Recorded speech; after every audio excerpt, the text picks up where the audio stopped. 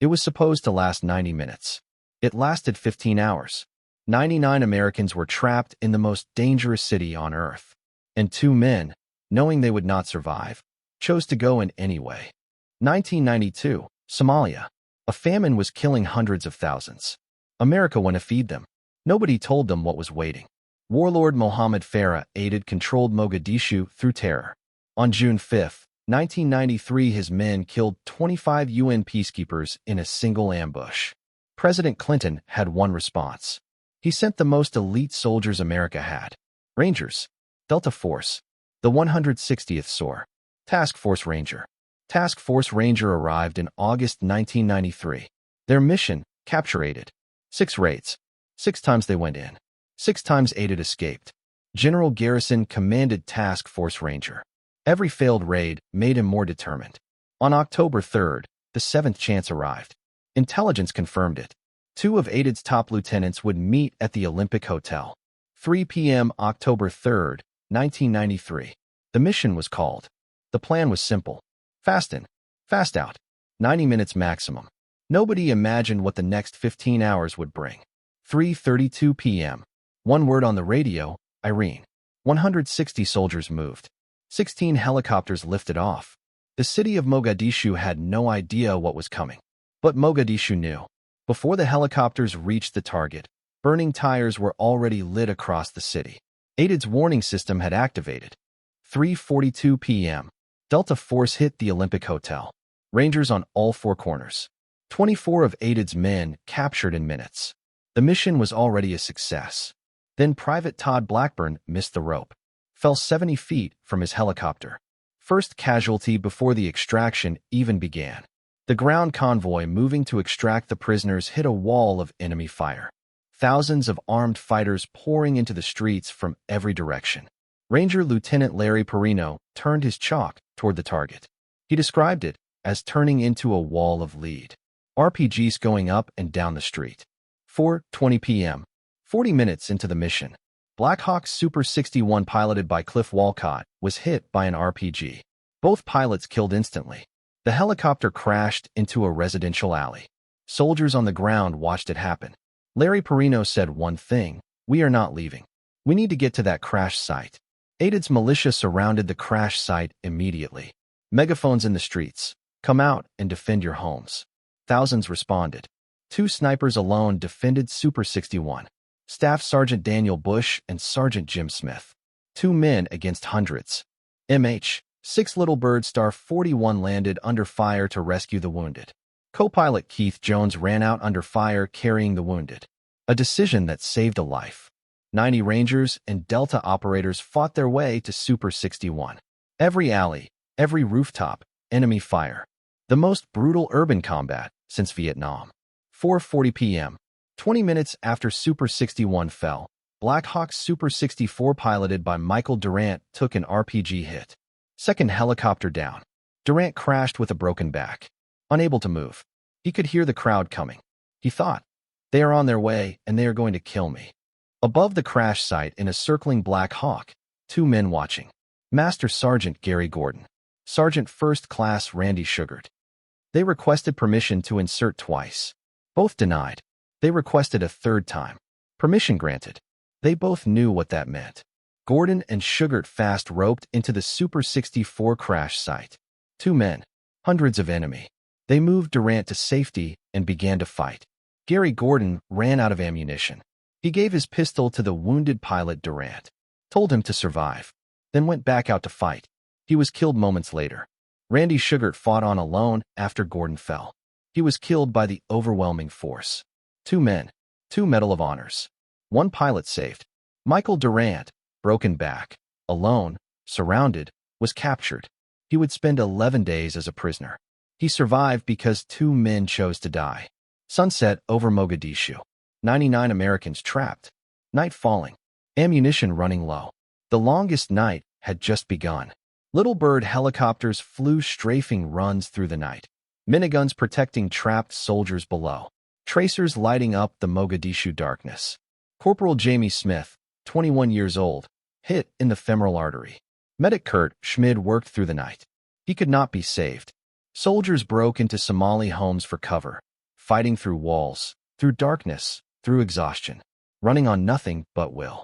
General Garrison in the operations center, hearing every casualty report in real time. The weight of command in its most brutal form. At 11 p.m., the rescue convoy assembled. Pakistani M48 tanks, Malaysian Condor APCs, 10th Mountain Division soldiers, 100 vehicles forming up. The massive convoy drove into the most dangerous city on Earth at midnight, taking fire from every building. Pakistani tanks firing at every hostile rooftop. 6:30 a.m. October 4th. After 15 hours of fighting, the convoy reached the trapped soldiers. The battle was over. By 7 a.m., every survivor had reached safety. 18 Americans dead, 73 wounded. The mission objective had been achieved, but the cost was devastating. The images from Mogadishu shocked the world. American bodies dragged through the streets. Images that changed everything. General Garrison took full personal responsibility. He wrote, "The mission was accomplished, but I will carry the cost for the rest of my life."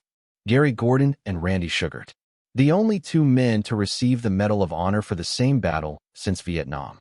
Above and beyond, Clinton ordered the withdrawal. Within 6 months, all American troops were gone from Somalia. Tom Satterley of Delta Force said, "My friends died, and now you pull out." Osama bin Laden watched America leave Somalia. He called Americans paper tigers, said they would run from any fight. 8 years later came September 11th.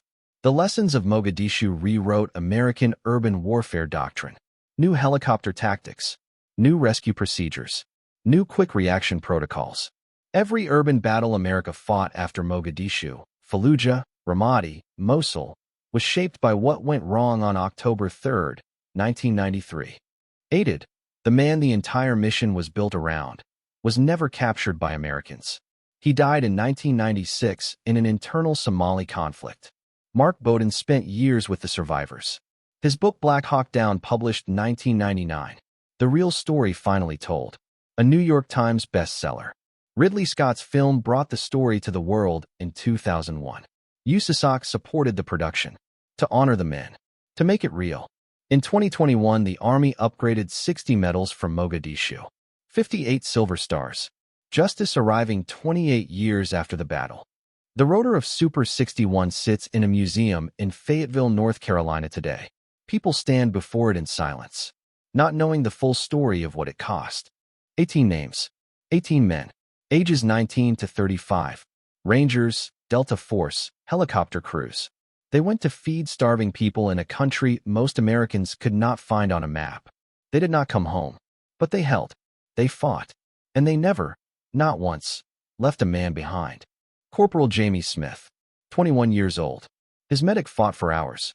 The femoral artery was too damaged. He died on the streets of Mogadishu.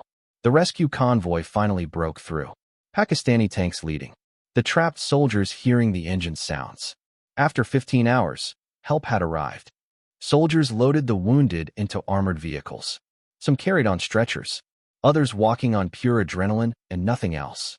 The convoy still taking fire on the way to the stadium. Pakistani tanks firing at every rooftop.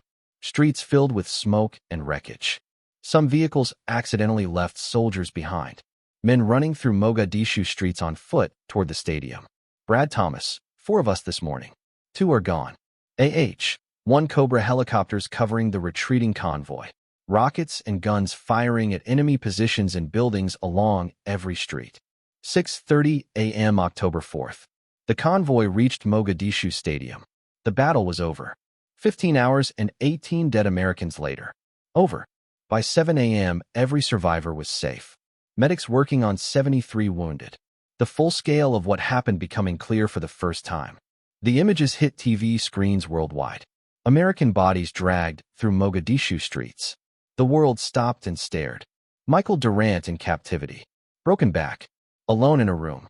Not knowing if he would live. He was released after 11 days of negotiations. General Garrison sat down and wrote his report. He took full personal responsibility for every decision. Every loss. A general who did not hide. Task Force Ranger loaded back onto their aircraft. The faces of men who had survived something they would carry for the rest of their lives.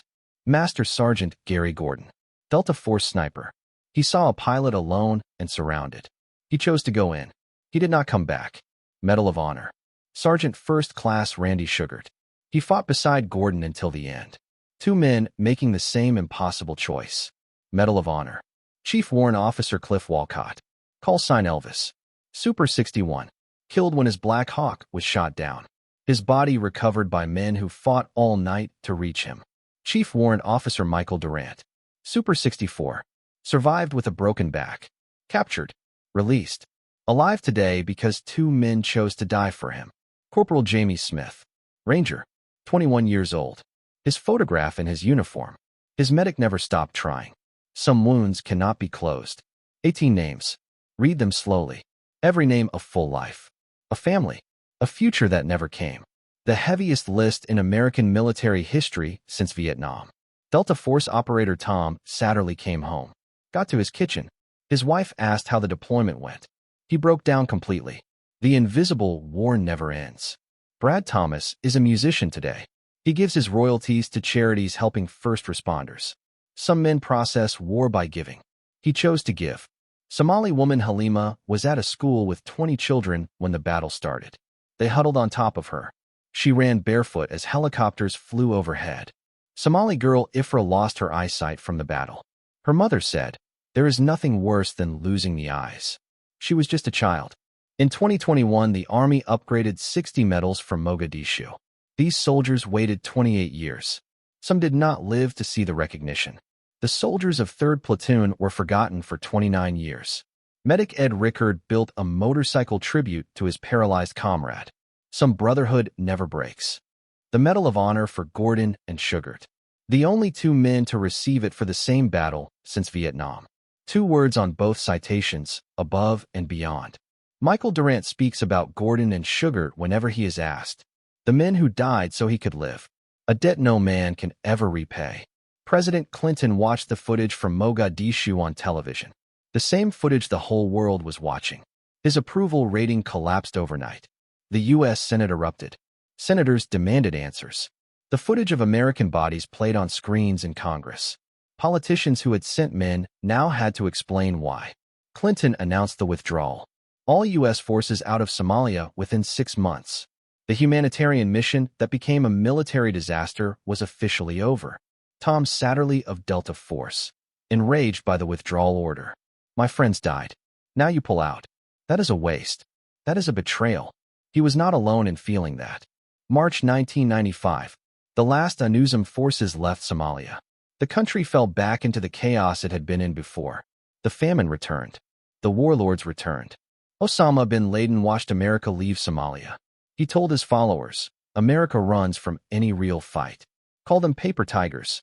8 years later, September 11th. Military analysts spent years studying Mogadishu. Every decision, every failure, every moment where something different could have changed the outcome. New urban combat training programs were built entirely around the lessons of Mogadishu. Future soldiers trained for the exact scenarios that killed 18 men. Mark Bowden interviewed every survivor for years. Published Black Hawk Down in 1999, the book that finally gave the full story to the world. Ridley Scott's film came out in 2001. USASOC supported production to make it real, to honor the men, to not let the story become just another action movie. The tactical reality. Fewer than 100 Americans held off over 1,000 enemy fighters for 15 hours. The mission objective achieved. 24 of Aidid's men captured. Mohamed Farrah Aidid, the man the entire mission was built around, was never captured by Americans. He died in 1996, shot by his own people in a Somali power struggle. Mogadishu today, still one of the most dangerous cities on earth. Still controlled by armed factions. Still without lasting peace. Some wounds in history never close. Netflix released Surviving Black Hawk Down in 2025. Survivors finally telling everything. American soldiers and Somali civilians speaking together. The complete truth. Brad Thomas goes to the beach sometimes. He remembers the 4 friends who were there with him that morning. 2 of them never came home. The beach never looks the same. The rotor of Super 61 sits in a museum in North Carolina today. People walk past it not knowing what it cost, not knowing the men who bled to reach it. General Garrison in retirement.